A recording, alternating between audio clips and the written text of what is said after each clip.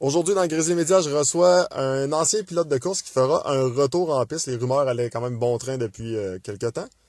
Mais c'est maintenant confirmé, il sera en piste du côté de Vallée-Jonction dès demain. C'est Éric Giguère, l'ancien numéro 99.7, le seul numéro d'ailleurs qui a été 99.7 dans l'épopée de l'autodrome Chaudière, disons ça comme ça.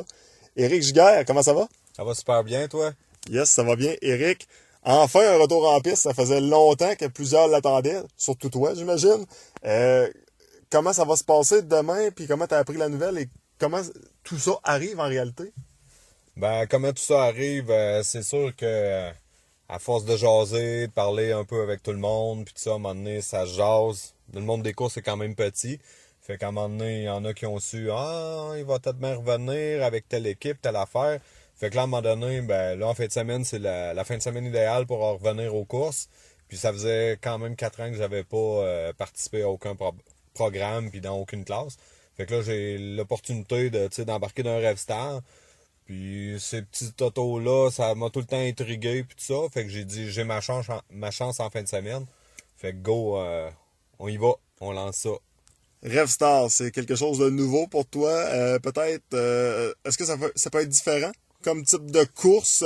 À quoi on peut s'attendre? Ben c'est des petits bolides beaucoup plus petits qu'un Sportman puis un LMS, qu'est-ce que j'ai piloté avant. Puis c'est plus stiff, c'est plus rapide, tu sais, le volant c'est plus direct. Fait que ça va être beaucoup plus spectaculaire, ça va être tout un programme de course. J'ai vraiment hâte d'essayer ça. Ça va être vraiment un beau défi pour moi. Puis on est déjà en discussion pour jaser pour d'autres courses, puis peut-être même une saison. On parle souvent de oncle Jacques Villeneuve en disant c'est quelqu'un qui est pas capable d'accrocher. Toi, tu l'as fait pendant 4 ans quand même. Ça a-tu été pénible? Ouais. Ouais, pas mal pénible. Tu sais, le monde des courses, là, c'est tout le temps plaisant, tu sais, puis l'adrénaline. Moi, pour moi, c'est carrément ça, c'est l'adrénaline, puis tu sais, comment dire, comme le cœur, tu sais, les yeux sacrés de tout ça, on va dire ça comme ça, là.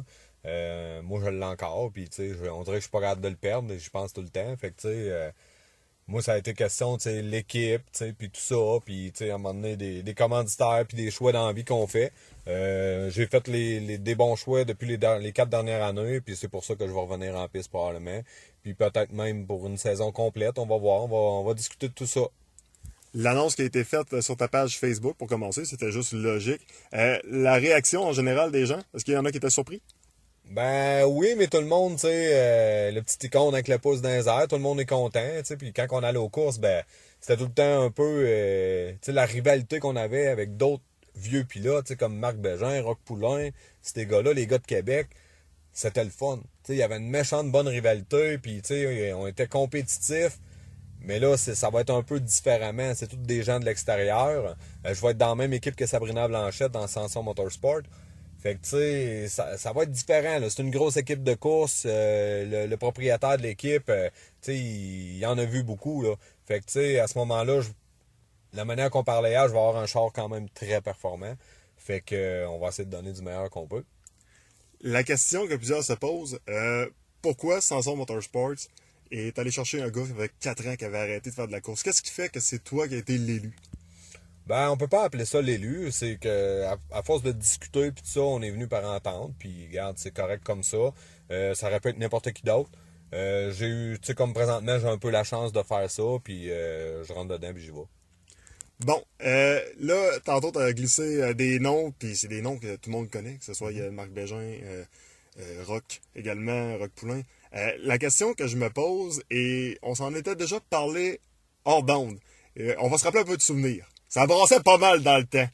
C'était pas du semi-pro comme au hockey avec les Mike Brault de ce monde et les Christian Leblanc, mais n'empêche, ça brassait quand même pas pire. Peux-tu nous raconter peut-être une ou deux anecdotes du temps? Ah, ben c'est sûr que, tu sais, comme avec Rock, mettons, dans les premières années Sportman que j'ai commencé, on était chien et chat. Un petit coup, il en donnait un petit coup, il m'en redonnait un petit coup. C'était comme ça, puis le monde des courses, c'est un peu ça, puis des fois, il y a des rivalités entre, on va appeler, tu sais, des grands chefs indiens, là, tu sais, c'est un peu ça, là. Un coup, coup pour coup, puis go, le meilleur l'emporte, c'est de même, là. Mais tu sais, aujourd'hui, tout le monde vieillit, les rancunes ont terminé. J'ai même été à v'là quelques années des Rocks, on a gagné des méchantes belles courses en Sportman, contre même l'avenue de Patrick Lapelle quand il est venu en Sportman. Ça a été une des plus belles courses que Roch Poulain a faites dans toute sa carrière. C'est des beaux souvenirs. Puis tu sais, j'aimerais ça, si l'opportunité arrive à un moment donné, peut-être bien de, je sais pas, peut-être me retourner en LMS, d'une course locale à Vallée-Jonction, on sait jamais. J'ai aucune idée. Le destin va nous le dire.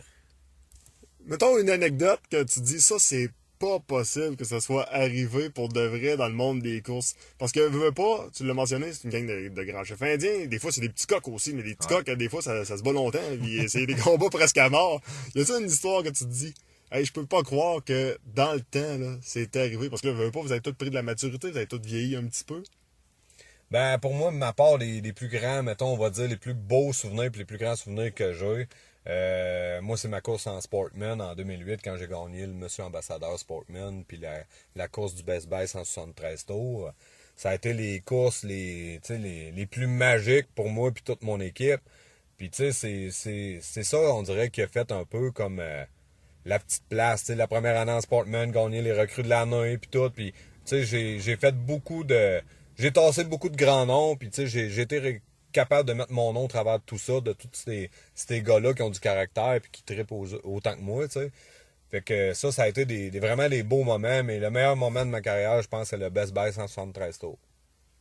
Je l'avais prédit une semaine avant, et j'avais tout prédit, tout dit, puis ça s'est passé exactement comme ça s'est fait. Puis, tu sais, aujourd'hui, je pense encore à ça, puis, tu sais, c'est un moment qui est vraiment, tu sais, capoté, là, tu sais, c'est hot, là. Évidemment, tu vas faire un retour, mais tu l'as mentionné. Est-ce qu'on peut penser que c'est quelques années? J'ai aucune espèce d'idée, c'est une bonne question, ça. J'ai aucune idée, je sais pas. Regarde, on va commencer par le début. C'est une course vendredi soir, peut-être même samedi aussi. Fait qu'après ça, on va avoir une grande discussion, puis après ça, on va voir qu'est-ce qui va s'enligner avec tout ça. Mais oui, ça s'est parlé hier encore au téléphone, une saison complète. On verra. Quand on parle de course en Beauce, c'est devenu quand même assez gros. Je me rappelle là, de recul de plusieurs années, l'autodrome Chaudière n'attirait pas autant de personnes qu'aujourd'hui. Maintenant, si on regarde là, dans les années passées, maintenant avec le NASCAR Canadian Tire, il y a également eu des vedettes de NASCAR américaines qui sont venues à l'autodrome Chaudière. Euh, Parle-moi un peu de l'évolution des courses en Beauce, d'un peu de l'atmosphère, de l'historique de la course en Beauce. Est-ce qu'on est rendu à un autre niveau? Est-ce que ça peut même dépasser le niveau qu'on a présentement? Ben, moi, je pense que oui, par rapport à ce que, tu sais, les jeunes, il y a beaucoup de jeunes, on va prendre c'est comme Raphaël Lessard, tu sais, c'est une vedette montante, il est déjà vedette, puis tu sais, regarde, à l'âge de 14 ans, on s'entend, là, c'est sûr que quand il a fait ses débuts, puis tout ça, c'était quelque chose, puis regarde où ce qu'il en est rendu là, tu sais, pour le coin de la Beauce, tu peux pas avoir mieux que ça, là, ça en prend des vedettes comme ça, des jeunes, puis là, regarde, on entend le petit gars Martin Rouet qui commence à faire ses marches, lui aussi, il va être là en fin de semaine, à Vallée-Jonction en CT. Regarde, ça prend des jeunes comme ça. Puis ces jeunes-là ils montent, puis ça donne une autre envergure au monde de la course. Tu sais, le calibre est très différent. Les jeunes, ils ont le couteau d'un dent. Tu sais, quand t'es jeune, tu connais pas la peur, puis gars, go, tu t'en vas à guerre, puis t'as une job à faire, puis t'as fait. C'est comme ça, tu sais. Puis en vieillissant, ben, tu vois les plus vieux pilotes, tu sais, que la famille, tu sais, l'ouvrage, les compagnies, les ci, les ça. Tu vois que la pensée change. Beaucoup, beaucoup, beaucoup. Fait que, tu sais, c'est ça que à Vallée-Jonction, ça va emmener, tu sais, un autre trip, tu sais, les gens, ils aiment ça, puis tout ça. Mais, tu sais, à Vallée-Jonction, moi, dans ma tête, ça va prendre tout le temps une classe qu'il va falloir qu'il soit spectaculaire. C'est ça, tu sais, l'envergure des courses, les gens, c'est ça qu'ils veulent voir. Tu sais, il faut que ça roule, il faut que ça soit, les dépassements soient, tu sais, impressionnants, puis tout ça. Puis d'après moi, ça va emmener une autre envergure, tu sais, à l'Autodrome Vallée, parce qu'on s'entend, Vallée-Jonction, c'est, d'après moi, dans ma tête, la plus belle track au Québec. Et le petit Bristol de la Beauce. Fait que, tu sais, les gens aiment ça courir là. Les estrades, on voit bien, puis tout ça. Mais, tu sais, ça prend, tu sais, des classes avec beaucoup, tu sais, d'ampleur, si on veut dire, là. C'est ça que ça va prendre. Une dernière pour toi, Eric. Bon, il y en a qui ont réalisé leur rêve, il y en a qui aimeraient peut-être en réaliser encore. De ton côté, est-ce qu'il te reste des choses que tu vas absolument accomplir d'ici la fin de ta carrière? Que ce soit, exemple, de courir contre un pilote américain de NASCAR, que ce soit de remporter un championnat, de remporter peut-être juste simplement une course.